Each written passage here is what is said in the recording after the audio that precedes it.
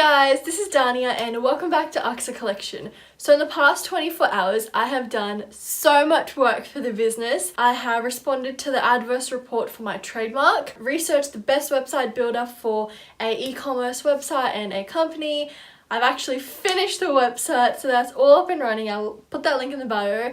And I'm on to researching more about manufacturing, where to get the actual manufacturer, so much. So here's a update on everything that's been happening. So firstly, the trademarking process. I'm in a bit of a sticky situation because I filed 2 trademark requests, one for my name, Aksa Collection, and secondly for my logo. My logo got approved, it's right here, that's good to go. However, my name actually did not. An adverse report was given back to me where they basically just said that, since you are under class number 25, and I highlighted around 100 goods underneath that, from scarves to clothes to gloves to earmuffs, because I don't know what I'm going to create in this brand in the future.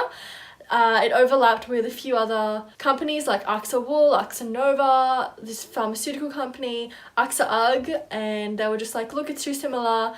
You can either accept the fact that your trademark didn't get accepted, or you can write a report back.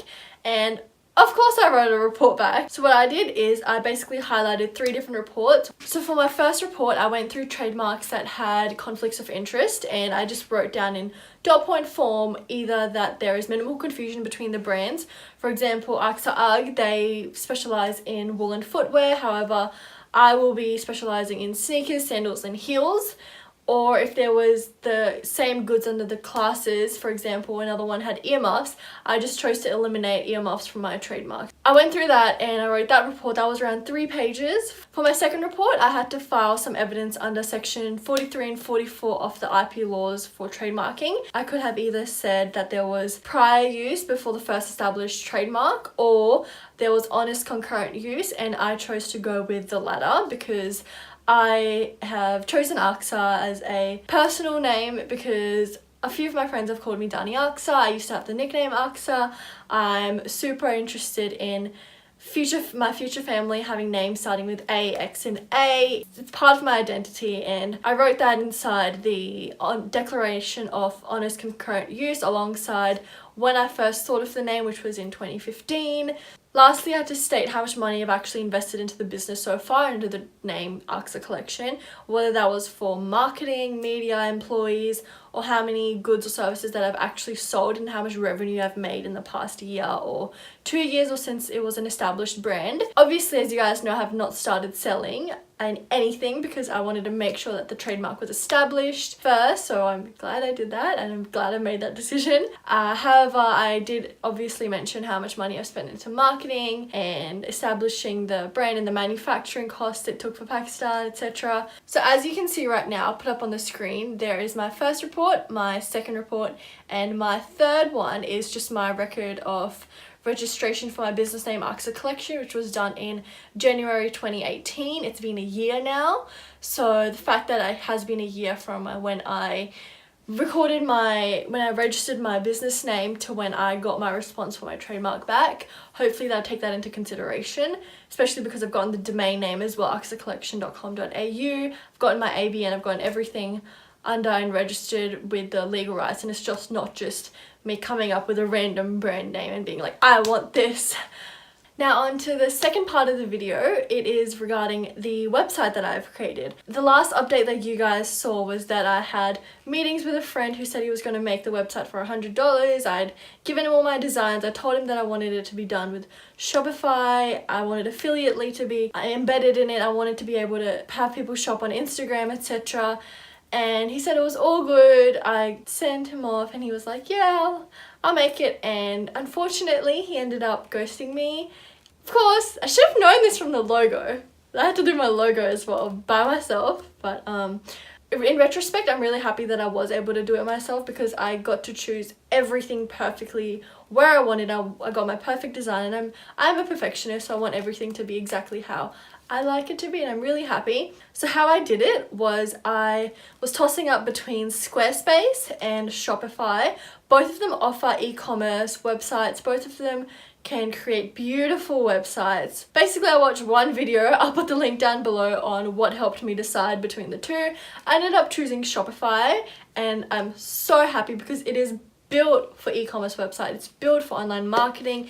It has so many amazing apps and gadgets that you can use. So yesterday at around 8 p.m. I started the website and I finished it at 3 a.m. I just sat through it. I added a few apps as well. So there's like this email registry that I could add where it sends really nice and professional emails. It's called Emails by Spently, and I also add Beacatly pop-ups on the side. So it's a really nice feature where if I'm shopping in, for example, Australia, and somebody from Amsterdam buys a product, it'll show on the bottom right hand corner that, oh, Alice from Amsterdam recently just purchased this shirt. I love that because it does show the social standing and the fact that it gives you that credibility of the website that other people are purchasing from it. So I love that part of the website. I'm really happy. It's everything that I wanted. I basically just looked through all the pages. I wrote down the main points, the about AXA, the mission statement, everything. I decided that instead of having women's collection, men's collection, I'm gonna have Amina as the women's collection and Xavier as the men's collection, and then accessories. So that spells AXA really nicely. I love that so much about the website.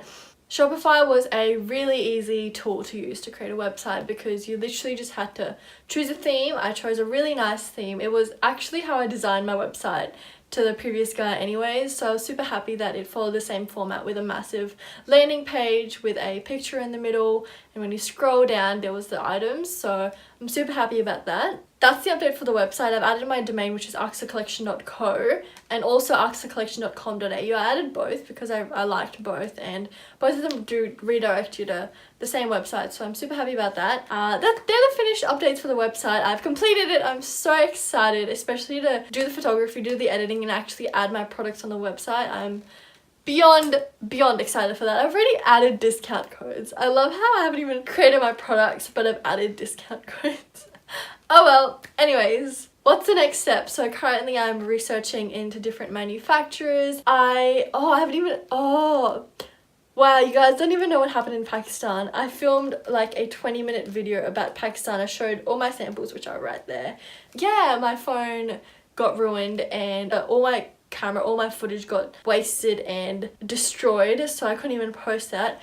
Long story short was I got all my samples made and I didn't like any of them. I liked one, which was average, but I'm not aiming for average. I'm aiming for high-end luxury designs, and if I don't absolutely love what I made, I'm not going to sell it to you guys. So unfortunately, while Pakistan and the entire handmade tailoring process was really insightful, I gained so much knowledge from it, unfortunately I felt like it just didn't coincide with the brand that I wanted to create, so I scrapped all of those designs. So I'm back at square one where I have to create all my designs again, but that's okay. You fail, you get up, you learn, and you come back stronger than ever. I was really upset after that happened because you go through all this effort, you create all the samples, all the manufacturing, you spend hours in the boiling heat talking and finding fabric, and for it to all just fail and not be something that you love, for the concept not to match up with the reality. It's heartbreaking, but at the same time you've just got to pick yourself back up, put one foot in front of the other, and just keep going, because that's what business is about. But anyways, that's all for me today. If you want, you can like, comment, or subscribe. I'd really appreciate it. It lets me know that you guys enjoy following my journey, and hopefully I'm helping one of you guys. But apart from that, I really appreciate you guys watching to the end and supporting me on this way. It's not easy at all. Thank you so much, and I hope you guys have a lovely day.